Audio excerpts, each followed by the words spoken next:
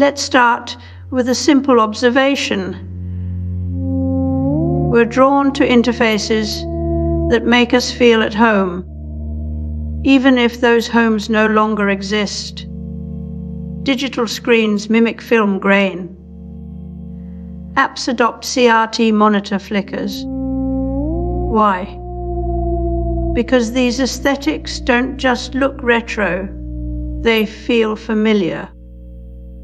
In an era of constant updates and algorithmic chaos, designers use visual nostalgia not as decoration, but as psychological scaffolding to ease the anxiety of rapid changes. This isn't about authenticity. It's about emotional engineering. Designers know that a crackle of vinyl, the static of old televisions, or the texture of parchment can trigger subconscious comfort. These are artifacts of memory repackaged as products. They don't just mimic the past. They simulate intimacy in a world where algorithms have made human connection feel unreliable. The goal isn't to remember, it's to feel remembered. Friedrich Jameson called this the nostalgia mode, a formal retreat into past aesthetics, not to celebrate tradition, but because we've lost our ability to frame the present. The digital space lacks emotional texture. It feels alienating and impersonal. So we turn to design that mimics what technology has made us forget: how to feel warmth, authenticity, human touch. In this way, nostalgia becomes a product not of history, but of fear.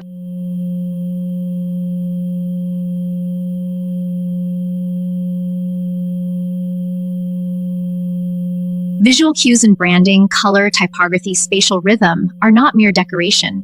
They encode meaning, evoke emotion, and build subconscious trust. Barth has taught us that memory is not fixed. It's a process of signification, something that language works through and undoes simultaneously. In product design, this becomes a tool for emotional manipulation. The past isn't preserved, but reconstituted into a visual language that feels familiar without being true.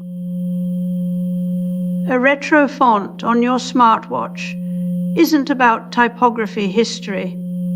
It's a symbol of trust, of something you already know how to feel about.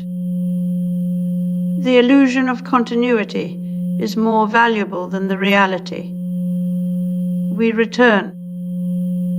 The punctum isn't just a sharp detail. It's the jolt that stops you mid-scroll and makes you linger. It's what makes a smart speaker look like an old phonograph, or gives your social media feed the soft glow of film grain. These design choices don't mimic memory. They create friction, an effective spark in an otherwise smooth digital experience. The past isn't there for accuracy. It's there to remind you that something should feel meaningful. Nostalgia doesn't need to be real. It only needs to signal itself. Jameson described a culture that no longer thinks in history, but in eternal decades and eternal 1960s or eternal 80s. The key is detachment from time. When your phone mimics a Polaroid camera, or your playlist algorithm suggests vintage soul, it's not about the past. It's about bypassing the alienation of the present by offering emotional shorthand. You don't remember these things, but you're told to feel like you should.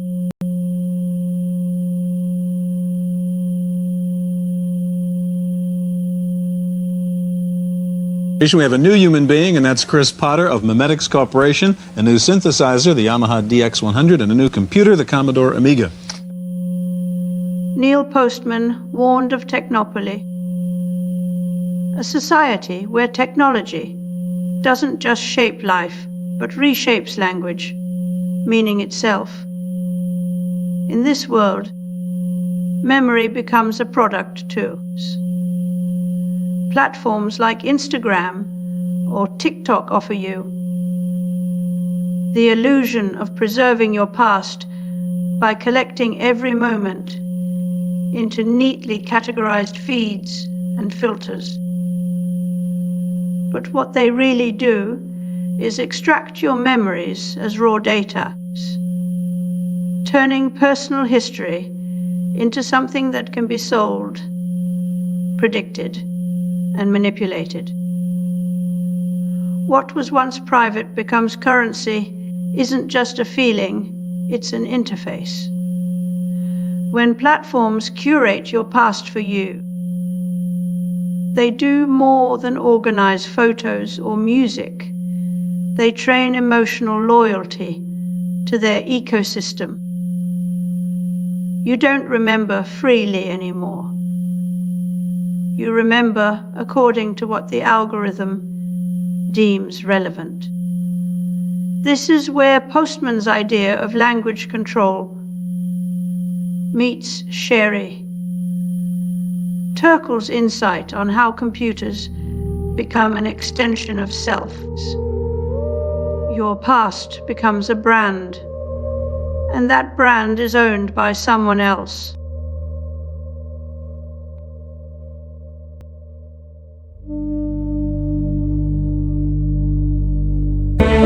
Modern packaging does more than wrap and hold and conceal. Stunning in color, ingenious in design. We've been sold a past that never existed, not as memory, but as mood. This is nostalgia as product design, an effective trap carefully engineered to bypass skepticism and sell you comfort. It's not about remembering, it's about feeling like you do. The sleek lines of a retro phone or the warm glow of a vintage font aren't just stylistic choices, they're emotional triggers meant to simulate intimacy in a world where human connection has been outsourced to algorithms. We must ask whose past we're being sold and at what cost. Nostalgia, as design isn't neutral, it's always political, even when disguised as comforting. By repackaging the familiar, tech companies create a false sense of trust and belonging to distract from the alienation their systems actually produce. This is how they normalize control through comfort. It's capitalism's answer to loneliness.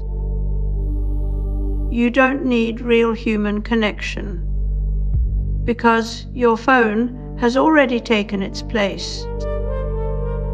Would not reject nostalgia, but reorient it, using the past as a tool for resistance rather than comfort.